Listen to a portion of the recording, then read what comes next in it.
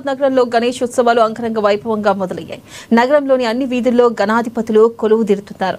రకరకాల గెటప్లతో గల్లీకా గణేష్లు ఆదరగొడుతున్నారు. ఇక అయితే సీఎం రేవంత్ రెడ్డి గెటప్ లో కూడా వినాయకుడు కొలువు తీరడం ఈసారి హైదరాబాద్ గణేష్ ఉత్సవాల్లో ప్రత్యేక ఆకర్షణగా నిలుస్తుంది. నగరంలోని గోషమహల్ నియోజకవర్గంలోని ఆకపురలో తెలంగాణ రైజింగ్ పేరుతో సీఎం రేవంత్ రెడ్డి గెటప్ లో వినాయకుడిని రూపొందించారు.